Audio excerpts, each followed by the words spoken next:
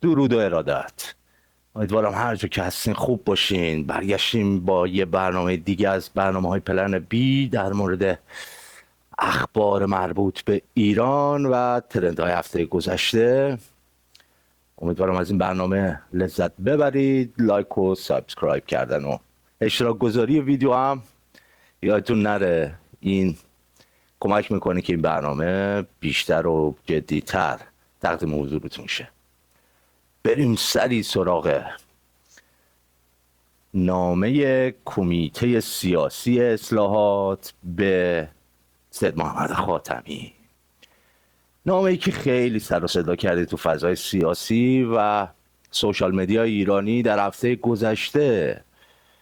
اگر برنامه‌های قبلی پلن بی رو با هم دیگه مرور بکنیم، یه جای اون موقعی که حسن روحانی اومد و نقش جدید خودش رو شو کرد و با انتقادها و گمانه‌زنی‌های مختلفی مواجه شد، این نامه رو هم میشه در راستای عملکرد حسن روحانی تحلیل کرد. یعنی چی؟ یعنی اینکه اصلاح طلبها دارن یه نقش جدیدی به اسم اپوزیسیون رو با افراد مختلف محک میزنن. چرا؟ چون یه چیزی این دوگولشون رو به کار انداخته که اوضاع خیلی خیته. در نتیجه باید بیایم و ما هم یه نقشی ایفا بکنیم، بگیم ما در آینده ایران اگر جمهوری اسلامی نباشم کارایی داریم، گزینه خیلی خوبی هستیم، شبکه داریم داخل کشور، هوادار داریم، سوار بر اموریم و میتونیم کشور رو از خلأ قدرت محافظت بکنیم، نذاریم تجزیه شه، اوضاع به هم بریزه. رضا پهلوی هم که اپوزیسیون خارج از کشوره تواناییشو نداره، در نتیجه ما بهتریم. غربیا، اونایی که میخواین جمهوری اسلامی رو ساقط کنید، دنبال سرنگونید، ما هستیم. در نتیجه این کمیته سیاسی بعد از برخورد کوه با هلیکوپتر خدا بیامرز رئیسی، اونا رو وادار کرد دوباره بیان و هیهات من چای دبش بزنن و شوهای عجیب غریبی برگزار بکنن و بگن آی ملت، جلیلی هلو نیست، او لولو است. در 2 انتخابات گذشته هم لولو بوده. این بابا رو برید رساله دکتراشو نگاه کنید. این اگه بیاد جنگ میشه. این اگه بیاد اقتصاد کشور دوباره به فناتر از این چیزی که هست میشه. بیاید به این آقای هلوی یکتی داشاکلی، آقای پزشکیان، که اومده فقط بدون برنامه منویات رهبری رو اجرا بکنه و میخواد وفاق بیاره در کشور، فیلترینگ رو برداره. آقا فیلترینگ چیه؟ فیلترینگ رو برمیداریم. اقتصاد درست میکنیم. پول ملی رو باید درستش بکنیم. دلار دیدید که چه اتفاقی داره میفته. حالا اینا اومدن یه نامه دادن. این نامه خیلی نامه مهمیه. چرا؟ چون رسما این نامه اعلام اپوزیسیون شدن برخی از این اصلاح طلبایی که تا دیروز هیهات من چای دب سر میدادن و میگفتن مذاکره میکنیم، همه چی رو جمع میکنیم، دروغ به مردم میفروختن.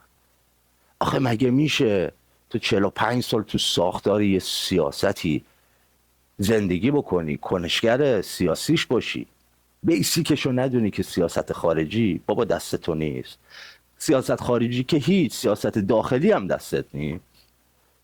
اینا رو نمیفهمیدین اون موقع که خشتک میدرانیدید که آی ملت اگر رأی ندهید این مجلس میشه مثل مجلس میشه کشور، این زامبیای جلیلی چی و پایداری چی میخوان بخورنتون، جنگ میشه.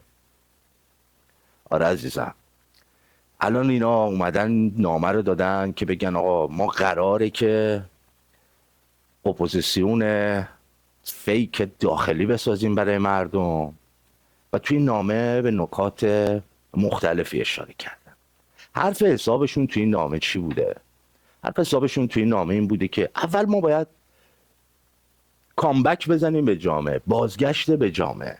این خودش اعترافه که اصلاح طلبها تا وقتی که پای قدرت وسط باشه. جامعه مامعه نمنه. جامعه کجا بوده؟ یعنی ما یه فاصله عمیقی بین خودمون و جامعه احساس میکنیم. یعنی اصلا ما مردم رو فقط ابزاری کردیم که توی این قدرت باش. اینم طبیعیه، هر حزب سیاسی این توجیه رو میتونه بیاره که عزیز من دارم همه این شامورتی بازی ها رو میکنم که برگردم توی قدرت باشم. تا اینجاش قابل قبول و فهمه. اما اینی که تو الان بخوای دوباره به جامعه برگردی بازم یه دروغ شاخ داره. چجوری میخوای به جامعه برگردی؟ کجایی تو با جامعه سنخیت داره؟ جیبت، سر و ریختت، فکرت چیت به جامعه میخوره که تو بهش برگردی؟ نکته بعدی، بازسازی هویت اصلاح طلبی با استفاده از اخلاق و عقلانیته. یعنی تا الان نه اخلاق داشتیم نه عقلانیت داشتیم، فقط پدر سوخته بازی بلد بودیم. یعنی اخلاق مخلاق فقط شعاره.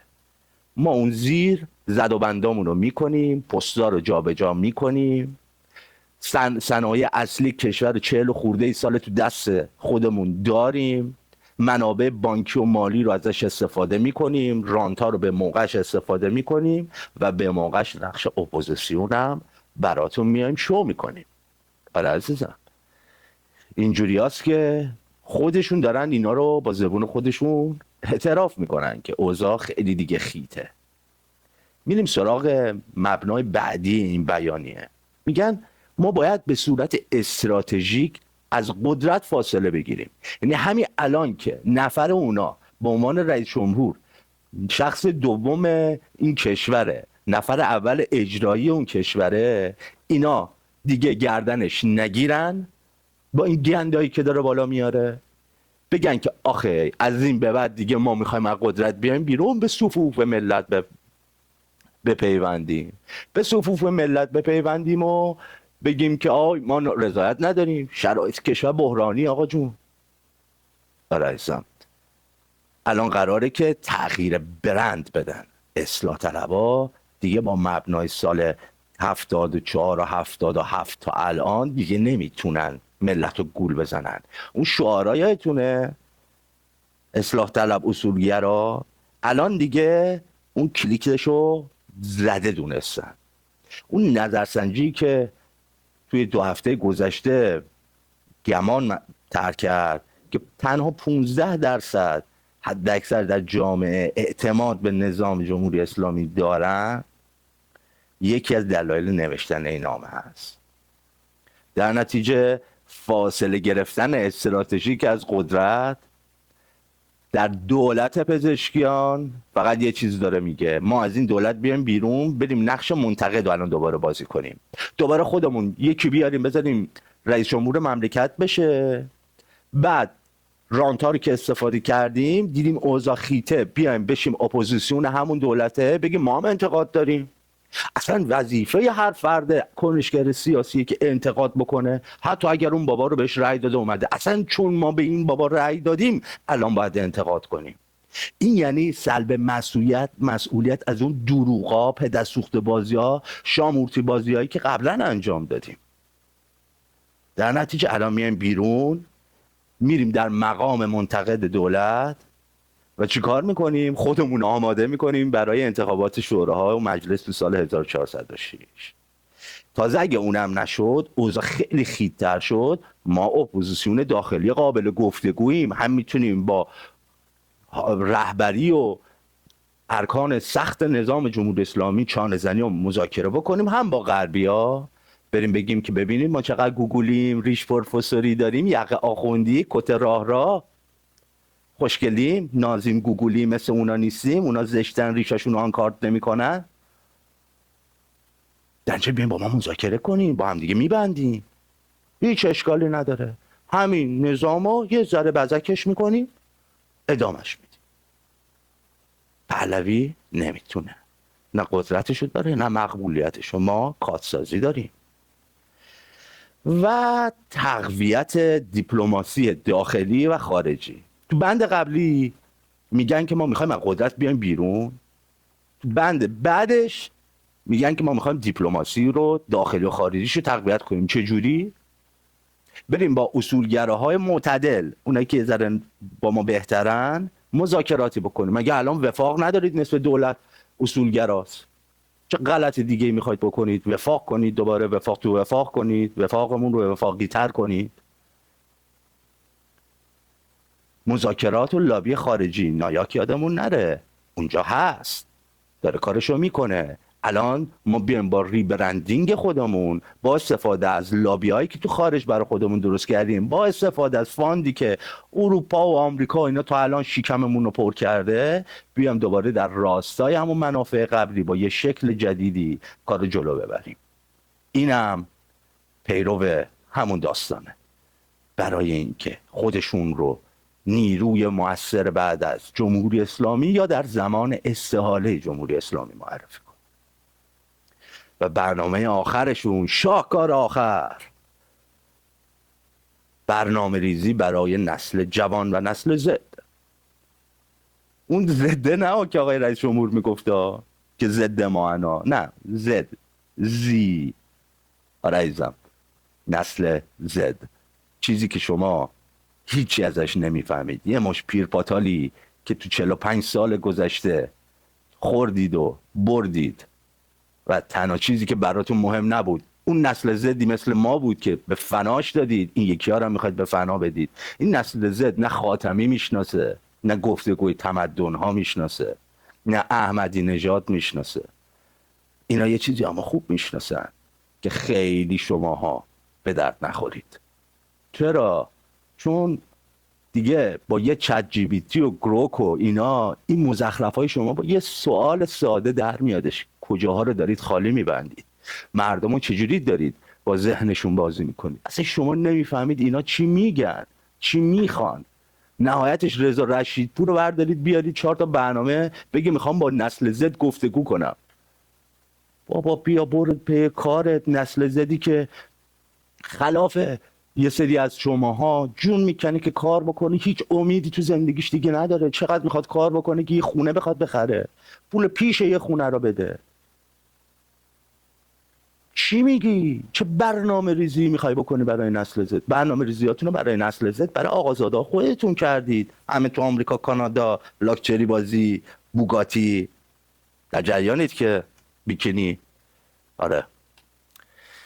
اما نکته آخرش اینه که این نامه رو از طرف کمیته سیاسی جبهه اصلاحات به رهبر معنوی اصلاحات که 80 خورده سالش الان نوشتن، آدما جرأتش نداشتن با اسمشون زیرش امضا کنن. امضا شونده کمیته سیاسی اصلاحات. اینم تازه اینجوری نوشتن که بگن ما گردن نمیگیریم، این نظر کل اصلاح طلبا که نبوده، این نظر یک کمیته بوده که 15-20 نفر بودن. در این حد شارلاتان. باید این آهنگ رو به یادتون بیارم که دیره دیگه دیره دل من بونه گیره. بریم سراغ یه ذره مسائل بهتر و واقعی‌تری از این خاله‌بازی های سیاست داخلی ایران، و اونم اتفاقی که داره تو 10 روز گذشته دوباره تو رسانه ها میافته. تو 10 روز گذشته مثل اتفاقی که توی جولای افتاد و گفتن که ایران داره خطرساز میشه، یه گزارش آژانس داد، بعدش رسانه ها اومدن گفتن که دیگه ایران خیلی نزدیک به بمب هسته‌ای و احتمال دسترسی ایران به بمب هسته‌ای خیلی زیاده. الانم به صورت منظم و مرتب دارن رسانه های مثل نیویورک ویکس، اکونومیست، جورسالیم پست و دات نت و امثال هم یه خبری رو با اشکال مختلف ترند میکنن. دارن افکار عمومی، اول اسرائیل و بعد آمریکا و غرب رو آماده میکنن که ایران میخواد یه اقدام پیش دستانه وحشتناکی با فرستادن هزاران موشک به سمت اسرائیل از طریق انتقام گیری انجام بده. در نتیجه ما باید از این اقدام اونا پیشگیری کنیم و به اونا زودتر حمله کنیم. حرفایی هم که اون پشت دولت نتانیاهو به مجلسی‌ها و اپوزیسیون‌های مخالف خودشون داره میزنه، حکایت از این داره که یه طرح جدیدی برای حمله به ایران رو دارن آماده میکنن و دارن هم میگن که این طرح 12 روز دیگه نیست، جنگ طولانی تری رو میخوایم انجام بدیم با ایران. این یعنی آلارم، یعنی آلارم این که دارن افکار عمومی رو برای این اقدامات آماده میکنن، برای اینکه بگن ایران میخواد با 2000 تا 3000 تا موشک یهو به خاک اسرائیل حمله بکنه، در نتیجه برای اینکه این کارو نکنه ما باید اول حمله کنیم. در نتیجه داریم برمیگردیم به دورانی که قبل از جنگ 12 روزه بود و همون پروپاگاندا، همون بازی رسانه‌ای که داشتن انجام میدادن و دارن ادامه میدن. اما اعتقاد خودم اینه که چند تا اتفاق قبل از این حمله قراره در مورد ایران اتفاق بیفته. اول همه همونجور که توی 2-3 روز گذشته دیدیم که آمریکا اومدش و عملاً محاصره نظامی ونزوئلا رو تکمیل کرد و ناوگان دریایی، هوایی، نیروهای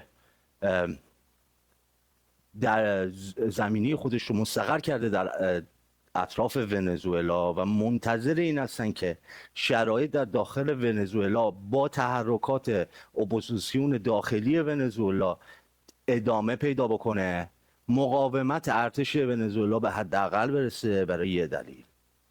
چرا ونزوئلا؟ به خاطر اینکه ونزوئلا بزرگترین منبع نفتی حال حاضر جهانه. تقریبا 18.5 تریلیون دلار منابع نفتی ونزوئلاه. اما اینا فقط برای کنترل کردن تنشی که قراره با روسیه انجام بشه.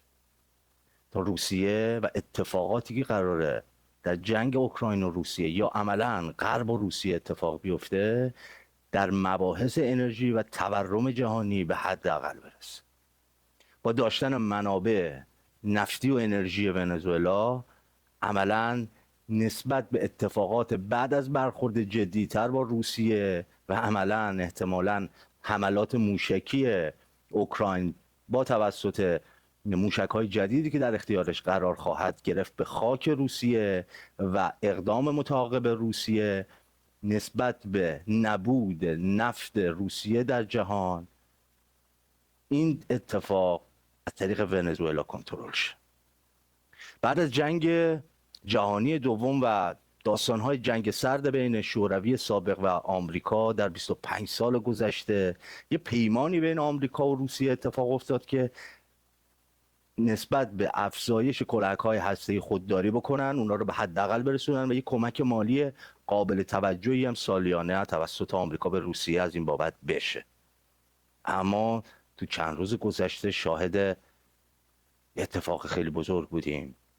آزمایش کلاهک هسته‌ای جدید روسیه و متعاقب اون دستور دونالد ترامپ برای آزمایش‌های جدید موشکی در ایالات متحده آمریکا. اینها همه نشانگر اینه که دنیا آبستن اتفاقات بزرگی خواهد بود و باید بشینیم و دعا کنیم که وارد یک جنگ جهانی هسته‌ای نشه.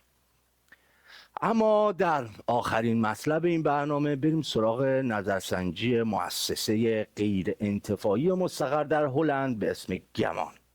مؤسسه‌ای که در طول سالهای گذشته با نظرسنجی‌های خودش در بستر فضای مجازی به واسطه مطمئن‌تر بودن اون و سانسور کمتر مورد توجه قرار گرفته. در مقابل هم خیلی انقد در مورد صحت و سقم و راستی آزمایی این نظرسنجی ها همیشه مطرح میشه. اما گمان 2 تا نظرسنجی در 3 ماه گذشته منتشر کرده که خیلی قابل توجهه.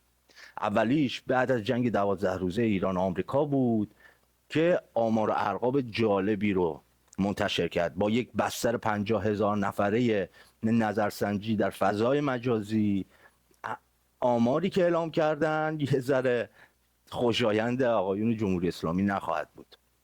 طبق نظرسنجی گمان اعلام شده که تنها 20% از مردم ایران همچنان به جمهوری اسلامی اعتقاد دارن و پشتیبانی میکنن جمهوری اسلامی. و در مقابل 80% مردم اعتمادشون رو از این نظام از دست دادن و خواهان تغییر سیستم هستن، چه به لحاظ سیاسی، اجتماعی و اقتصادی. از اون مهمتر اعلام شده که 70% مردم ایران مخالف نظام دینی هستن. یعنی دیگه نظام ایدئولوژیک دینی رو نمیخوان و این نکته بسیار مهمیه اگر این نظرسنجی درست باشه. 89% شرکت کنندگان در این نظرسنجی اعلام کردن که خواهان یک نظام دموکراتیک به هر شکلی، چه جمهوری یا پادشاهی هستن.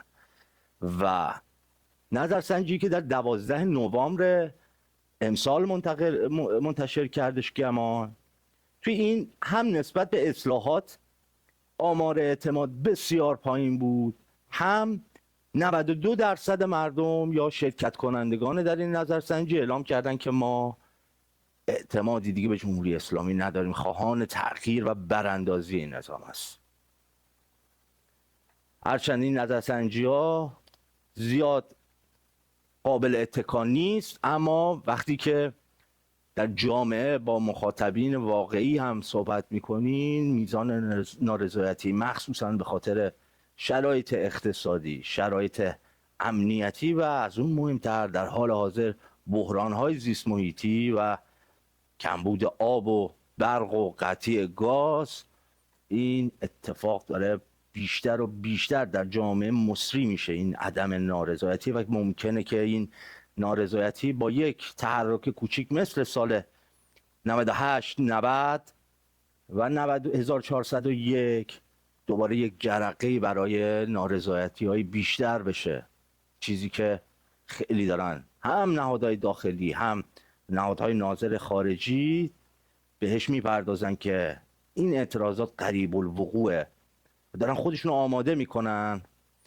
برای اینکه ببینن جمهوری اسلامی همچنان نسبت به این اعتراضات موضع خشن و سرکوبگرانه خواهد داشت یا عملکرد دیگری اتفاق خواهد افتاد. اونجوری که یادتون باشه اسرائیلی ها خیلی ترغیب کردن مردم رو که در اون جنگ 12 روزه انتخاب با شماست نگه داشتن این نظام یا نه، و ما حمایتتون میکنیم.